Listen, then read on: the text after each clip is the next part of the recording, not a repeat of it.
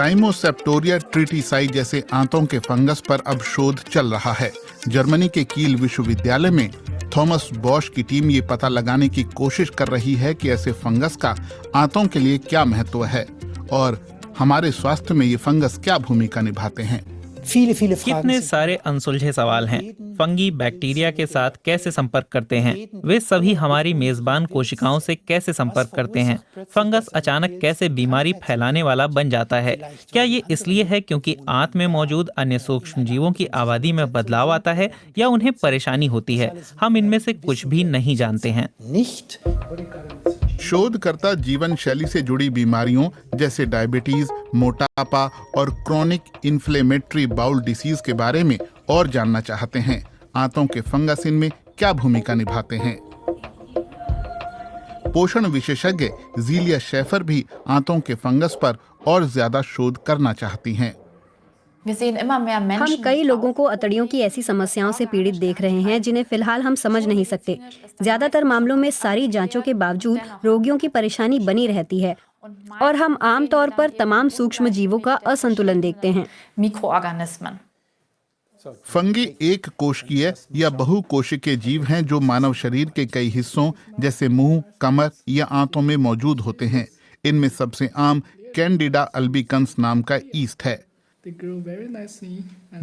Doctor Andreas मिशाइलसन का कहना है कि फंगस अपने आप में चिंता का कारण नहीं है। हम सब की आंतों में कुछ मात्रा में फंगस होते हैं जिससे कोई समस्या नहीं होती है। कुछ अपवादों को छोड़कर ये रोगजनक स्थिति नहीं है। अगर वे कम संख्या में मौजूद हैं तो सब ठीक है, लेकिन वे बहुत ज्यादा मात्रा में हैं तो आपको पूरे माइक्रोबायोम पर नजर डालनी होगी। माइक्रोबायोम 100 ट्रिलियन सूक्ष्म जीवों से बना है जो हमारे गैस्ट्रोइंटेस्टाइनल ट्रैक्ट, त्वचा और म्यूकस मेम्ब्रेन में या उस पर रहते हैं। ये जरूरी है कि सभी सूक्ष्म जीव एक स्वस्थ संतुलन बनाए रखें। पिछले कुछ सालों में शोधों ने फंगस की प्रजातियों की पहचान करना और उनसे जुड़ी स्थितियों का पता लगाना संभव बना दिया है। मूल रूप से फंगस बीमारी का प्राथमिक कारण नहीं है। वे असल में सिर्फ एक सब ऑप्टिमल गट माइक्रोबायोम का नतीजा है। ऐसा वातावरण जो उन्हें बढ़ने और आबादी बढ़ाने में सक्षम बनाता है। शोधकर्ता ये दिखाने में कामयाब हुए हैं कि बैक्टीरिया और फंगस के मामले में संतुलन जरूरी है और संभावना है कि वे एक दूसरे को नियंत्रित करते हैं। फंगस ऐसे मेटाबॉलिक उत्पाद पैदा करते हैं जो प्रतिकूल हो सकते हैं और जो असल में मेटाबॉलिज्म को बाधित कर सकते हैं और फिर आखिर में लक्षणों को सक्रिय कर सकते हैं। पेट्रा ब्यूडेफेल्ड को आंतों के इस तरह के असंतुलन का निजी अनुभव है। 2 साल तक उन्हें नियमित रूप से पेट दर्द और पेट की समस्याएं होती थीं, खासकर 2 वक्त के भोजनों के बीच।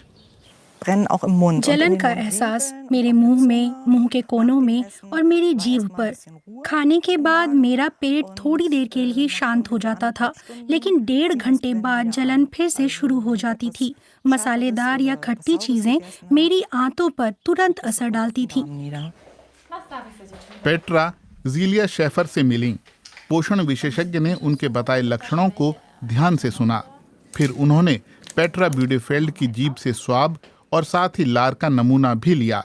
उनकी म्यूकस मेम्ब्रेन में गंभीर सूजन थी। कुछ लोग अनियंत्रित दस्त की शिकायत करते हैं, जलन के साथ पतली दस्त। हालांकि ये फंगल इन्फेक्शन का निश्चित संकेत नहीं है, लेकिन उसकी तरफ एक इशारा जरूर है और कुछ ऐसा है जिस आधार पर मैं आगे जांच कर सकती हूँ। मल के नमूने से पता चला कि पेट्रा की आंत में 2 तरह के कैंडिडा ईस्ट की भारी मात्रा जमा हो गई थी। उनका मुंह और गला भी प्रभावित हुआ था। डॉक्टर शेफर ने एंटी फंगल दवाएं लिखी। उनके गैस्ट्रोइंटेस्टाइनल ट्रैक्ट के लिए गोलियां और पाचन तंत्र के ऊपरी हिस्सों के लिए पीने की दवा। हम सभी को एंटी फंगल दवा नहीं देते हैं, केवल उन लोगों को जो सालों से पीड़ित हैं और जिनका जीवन इससे प्रभावित हो रहा है। हम केवल असाधारण मामलों में ही दवा लिखते हैं। हमारी पहली प्राथमिकता डाइट बदलना है। डाइट में 3 मुख्य बदलाव हैं। पहला, चीनी से बचें। दूसरा, ब्रेड, पास्ता, चावल और आलू जैसे कार्बोहाइड्रेट का सेवन कम करें।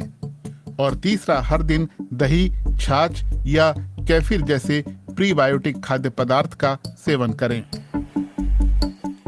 पेट्रा ब्यूडेफेल्ड ने बिल्कुल यही किया। नतीजा सकारात्मक रहा। खाने में बदलाव आंतों के फंगस को पोषण न पहुंचाकर उन्हें नियंत्रण में रखता है। उन्होंने खाने में सब्जियां और फाइबर का सेवन बढ़ा दिया और चीनी भी कम कर दी। जलन दूर हो गई है, मुझे दर्द नहीं हो रहा, मेरी आंत ठीक है, मैं अच्छा महसूस कर रही हूँ। ये एक नई शुरुआत है।